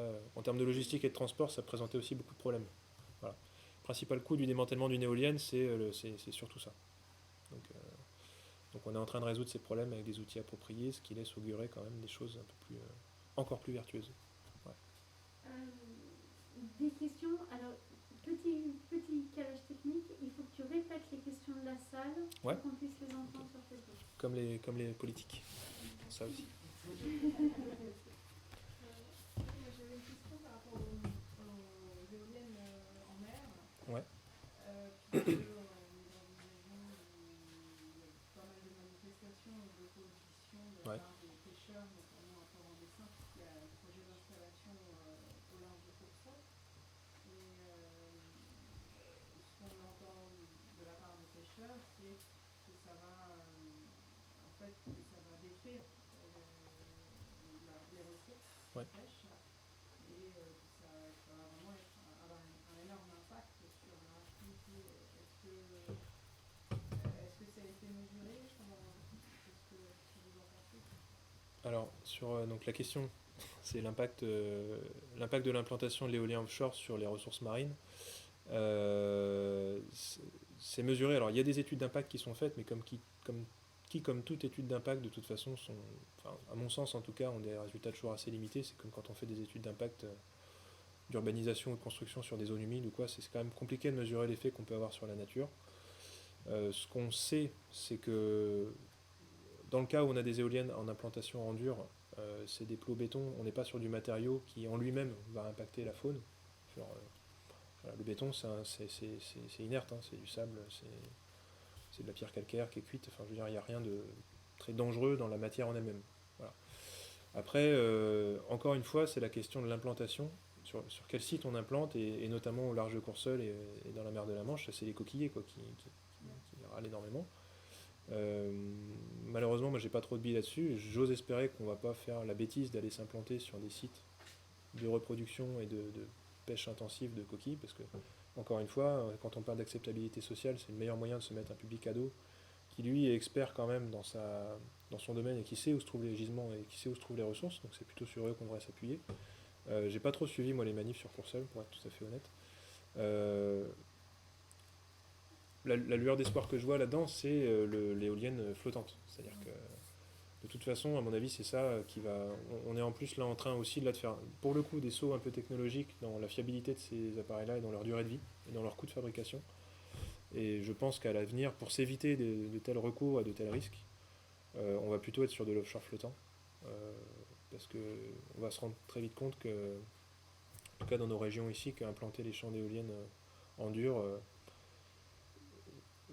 à mon avis, on est plus, encore une fois, moins sur une question d'impact que sur une question d'acceptabilité par les riverains, quoi, les utilisateurs de la mer, quoi.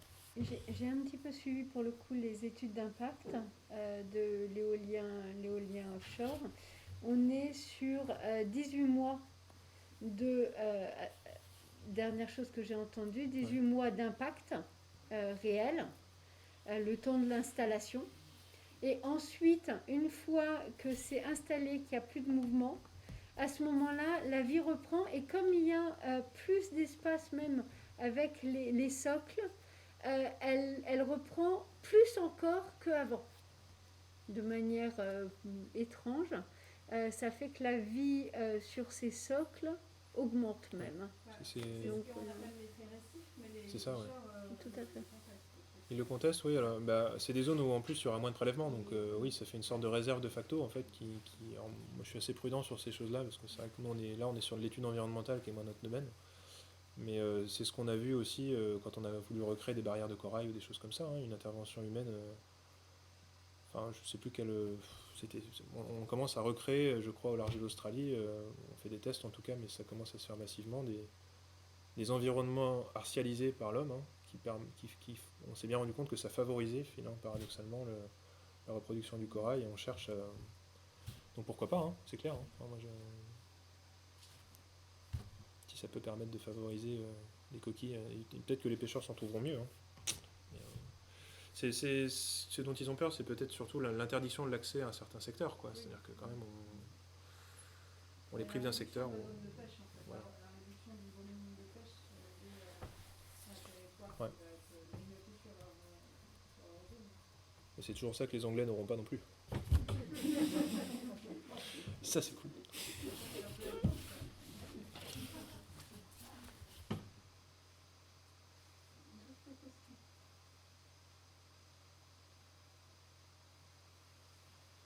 Pas de question, alors là, j'ai vraiment été trop complet.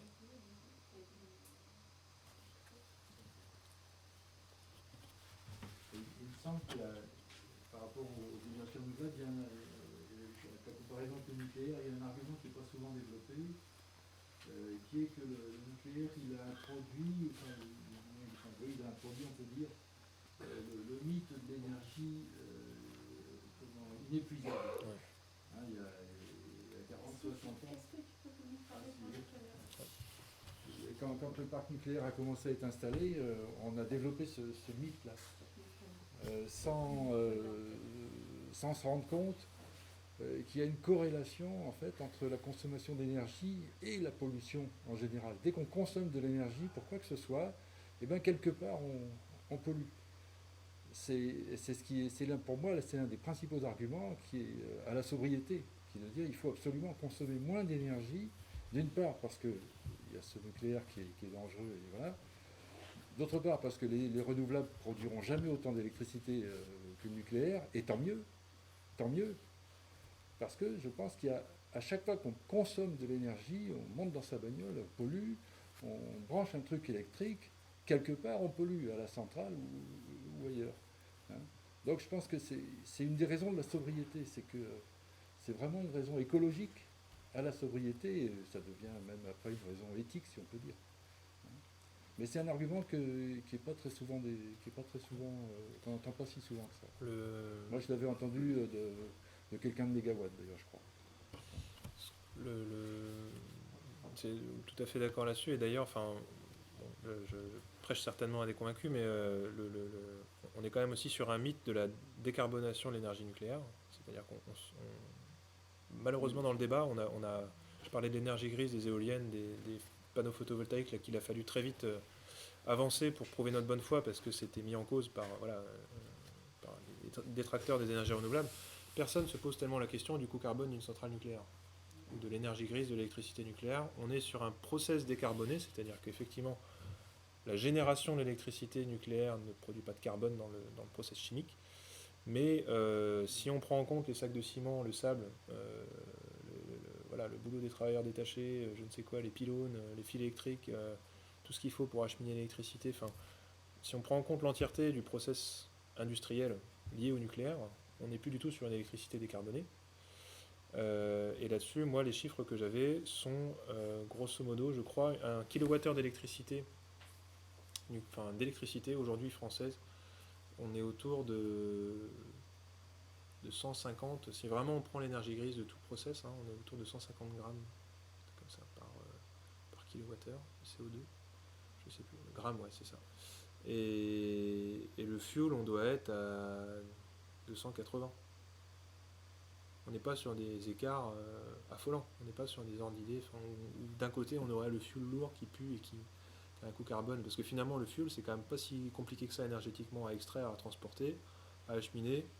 Bon, ça coûte, voilà, si on s'affaire et qu'on regarde vraiment la globalité de la chose sur l'entièreté du process industriel, on est aussi sur un mythe. Alors il y a le mythe de l'inépuisabilité et le mythe du c'est propre, enfin c'est décarboné. Et en fait, pas du tout. Voilà, on est sur une énergie, effectivement, quand on appuie sur le bouton, qui pollue vraiment, voilà, y compris en termes de carbone. Et tout pollue, hein, c'est, encore une fois, l'objet de mon propos, là, c'était de dire que chaque fois qu'on appuie sur le bouton, il y a un impact. Hein, enfin, après, il faut savoir quel impact on veut, quel impact est gérable collectivement, et quel risque on souhaite prendre.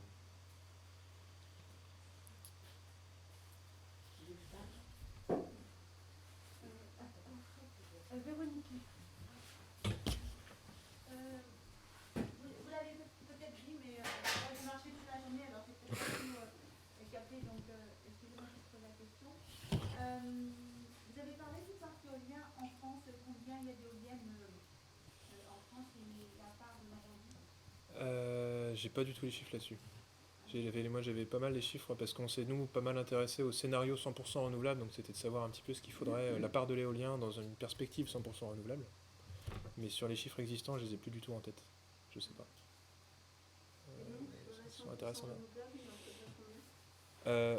Enfin après c'est des proportions.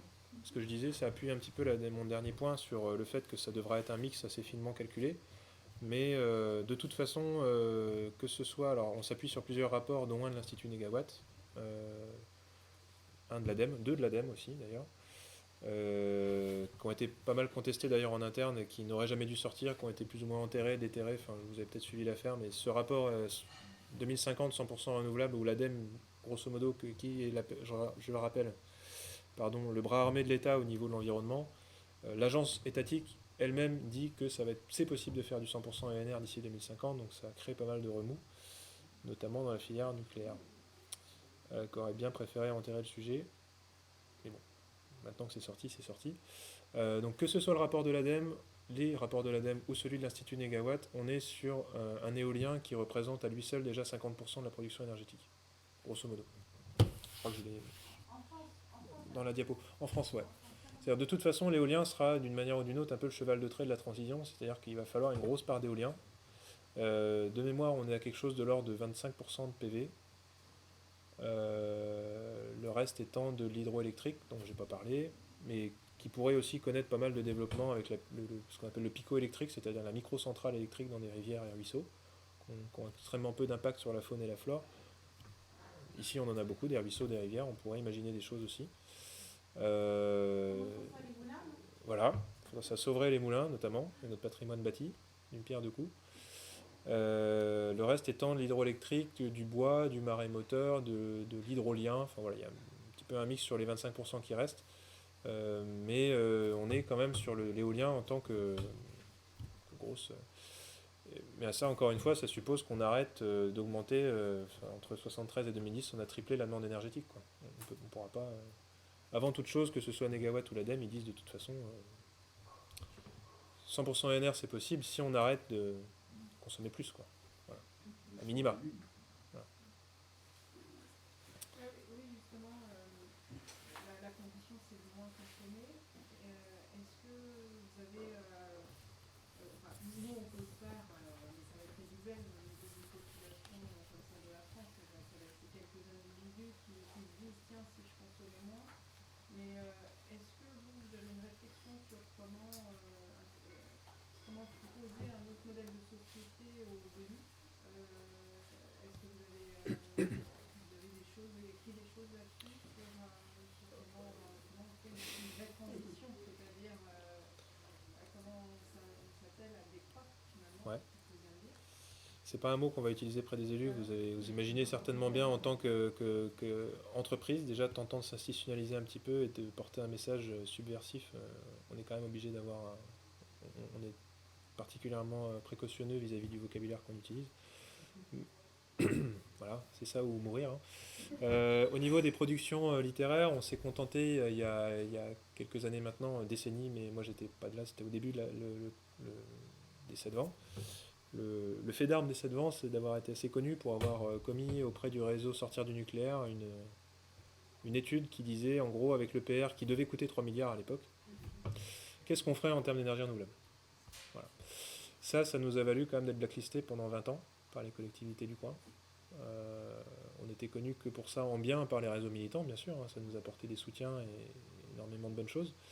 Mais pour une association, puis une entreprise de l'ESS, enfin une coopérative, mais qui a, quel que soit son statut, mais une structure qui essaye de développer un message un peu alternatif sur les énergies, c'est quelque chose qui a été très très mal pris et très mal compris par énormément d'élus, notamment là où on souhaite agir, c'est-à-dire dans la Manche, pour des raisons qui s'entendent.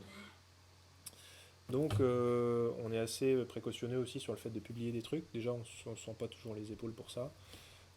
Et on a un passif qu'on aimerait bien régler d'abord. On commence à peine, moi j'ai été embauché, pour être honnête, il y a 4 ans comme chargé de com en partie, pour essayer de faire en sorte qu'on ait un message un peu plus entendable par des élus qui pourraient ensuite, peut-être, une fois qu'on a mis le pied dans la porte, entendre des choses un peu plus alternatives. Sur la manière de décroître au niveau de l'énergie, pour répondre à votre question, comment est-ce qu'on fait passer, c'est ça, hein, comment est-ce qu'on fait passer à des élus en gros la nécessité de décroître énergétiquement par le portefeuille. Par le portefeuille. Un élu, il fait gaffe à ses concitoyens qui payent trop de fuel, trop d'électricité, etc. Pardon ?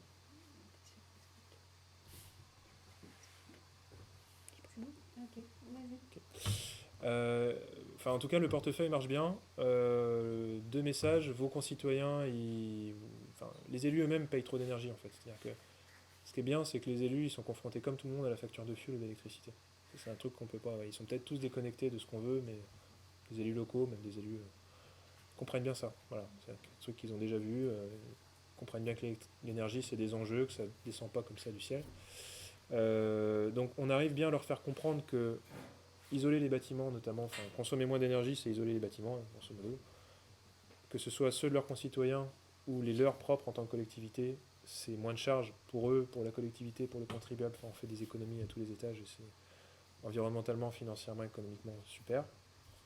Donc, quand on parle généralement portefeuille, ils comprennent bien, mais on ne va pas utiliser le vocabulaire du décroître ou la décroissance joyeuse ou des futurs possibles, etc. On n'est pas sur ce registre-là parce que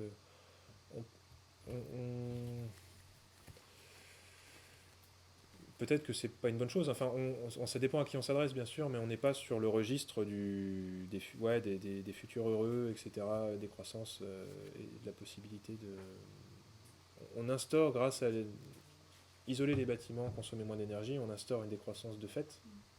Mais on ne leur vend pas ça comme un modèle de société parce qu'on sent bien, en tout cas, nous, vis-à-vis des élus qu'on croise, que c'est pas un projet de société qui a aujourd'hui leur adhésion ou qui est entendable pour eux, quoi. Si on commence à parler réellement des croissances et à dire le mot, c'est cramé, hein, on peut sortir du bureau, quoi, c'est fini. Si on commence à leur dire, votre gymnase, là, il prend 30 000 kWh par an, vous me donnez 500 000 euros et dans 3 ans, il consomme plus que 5 000 kWh par an. Et avec l'argent que vous avez économisé là, c'est rentabilité en 12 ans, et puis après ça, vous pouvez faire des licences gratuites pour les gosses. Voilà. De l'économique, du social, pourquoi pas, ça dépend de l'orientation politique de l'élu. De l'économique toujours, du social, pourquoi pas, mais l'environnemental, pour de l'environnemental, rarement. On préfère à la limite que ça infuse par d'autres lecteurs et qu'ensuite eux s'en réclament, ils pensent. Après, c'est eux qui reviennent vers nous en nous disant aussi, bah ouais, mais environnementalement ça a du sens. On est très content quand ils le font. Mais c'est pas là-dessus qu'on va appuyer, quoi. Voilà, très clairement. Une dernière question ?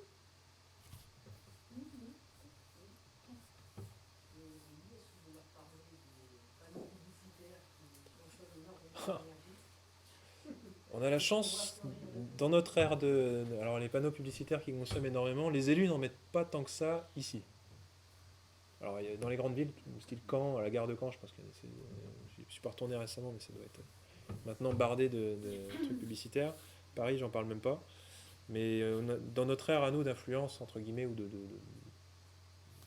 travail, ce qui est la Manche, et éventuellement la Basse-Normandie, et très éventuellement un peu plus, on n'est pas confronté à ça. Mais on les... Encore une fois, c'est ce que je disais, quand on implique les élus dans la réflexion, si on leur dit, vous élus, vous avez un gymnase qui consomme aujourd'hui des milliers de litres de fuel, bah, on pourrait peut-être le passer à une chaufferie bois, puis on relierait l'école avec, et on ferait ça, on économise tant d'énergie, c'est tant d'argent. Et ça, enfin, on a créé chez eux quand même le début d'une réflexion sur énergie égale, dispendieux, quoi. C'est-à-dire que ce soit environnementalement et économiquement. Je reviens quand même au cordon de la bourse, hein, c'est un peu le nerf de la guerre. Mais une fois qu'on leur a dit qu'ils s'aperçoivent que la facture a été divisée par 3 pour leur bâtiment de leur ville, après avoir retapé leur bâtiment, obligatoirement, nous, ça nous permet de mettre un pied dans l'appart pour d'autres choses. Mais encore une fois, on commence par le portefeuille, généralement parce qu'on sait que c'est ça qui marche le plus. Bien sûr, on a des élus qui viennent nous voir. Enfin, je dis pas qu'ils sont tous bassement financiers, hein, voilà, mais on a des sollicitations de collectivités d'élus qui viennent nous voir parce que ça a du sens pour eux. Et là, je parle d'un faisceau politique parce qu'aujourd'hui, on a énormément d'élus qui sont divers droite, divers gauche, tendance de je sais pas quoi, sans étiquette. Vraiment de toutes obédiences, je dirais. On a des élus qui viennent pour nous dire, moi j'aimerais faire une école en bois et en paille parce que je trouve qu'au niveau du bilan carbone, ça a du sens, environnementalement c'est chouette, je l'ai vu faire par des élus à tel machin, donc et ça pour le coup on peut leur dire, bah oui vous l'avez vu faire à Toulouse, mais ça c'est possible de le faire chez vous. C'est pas comme les productions d'énergie où je voudrais faire du solaire chez moi parce que j'ai vu ça à Biarritz et c'est le même rendement, non c'est pas vrai. Une maison en paille, voilà, à faible bilan carbone, des choses performantes pour consommer moins d'énergie, on sent qu'ils sont déjà quand même beaucoup dans ces démarches-là parce que ils ont vu faire. Alors après, aujourd'hui, le gros défi, c'est de passer de petites expérimentations comme ça, là, à quelque chose d'un peu plus généralisé. Et ça, c'est la réglementation thermique, la nouvelle réglementation thermique des bâtiments qui va nous aider. Puisque les RT, donc les réglementations thermiques, ça définit en gros une maison aux normes à telle date, elle doit consommer tant d'énergie. C'était ça depuis 1974. Donc là, je m'éloigne un peu du sujet, mais je vais y revenir, vous allez voir. Depuis 1974, on a des réglementations thermiques qui imposent des normes pour les bâtiments, qui doivent être de moins en moins consommateurs. Aujourd'hui, la norme, c'est ce qu'on appelle le BBC, donc bâtiment basse consommation, qui est vraiment un bâtiment très performant. Donc tous les pavillons qui sont construits depuis 2012, là c'est la RT 2012, ils doivent consommer moins de tant de kilowattheures par mètre carré par an. Dans les faits, est-ce qu'ils le font vraiment par le biais des pavillonneurs qui truandent un peu, etc. C'est pas vrai. Mais de fait, on a quand même des normes de plus en plus drastiques sur la qualité de l'isolation et de la consommation des bâtiments. Et la nouvelle réglementation thermique, et c'est là que je rejoins un petit peu le sujet de ce soir, va supposer, pour le neuf, mais bientôt pour la rénovation, aujourd'hui pour l'individuel, mais bientôt pour les collectivités, d'incorporer des énergies renouvelables dans le bâtiment. Puisque la RT 2021, ça va être ce qu'on appelle le E+C-, donc énergie plus, carbone moins, et ce qui va différencier le E+C- là, des anciennes réglementations thermiques, c'est qu'on va faire gaffe au coût carbone du bâtiment, donc quels matériaux on utilise pour construire le bâtiment, et à la production d'énergie du bâtiment, c'est des bâtiments qui devront être à énergie positive. Ils devront produire plus d'énergie qu'ils en consomment, donc nécessairement ils devront incorporer des sources d'énergie renouvelables. Donc pour vous en tant que citoyen, pour les gens qui vont plus tard dans le futur faire bâtir des choses comme ça, c'est intéressant. Pour nous en tant que société, vis-à-vis d'élus, on va aussi leur dire, dis donc les gars, vous avez aussi une réglementation thermique qui de toute façon vous impose de mettre des panneaux, de mettre chaufferie bois, ce que vous voulez, mais en tout cas sur votre EHPAD ou sur votre hôpital, sur votre fac, sur votre truc, il va falloir incorporer des ENR d'une manière ou d'une autre et être très très très pointilleux sur la consommation d'énergie. Vous ne pourrez plus vous permettre d'avoir des bâtiments qui soient dispendieux à ce niveau-là. Voilà. Donc heureusement quand même la réglementation vient à notre secours.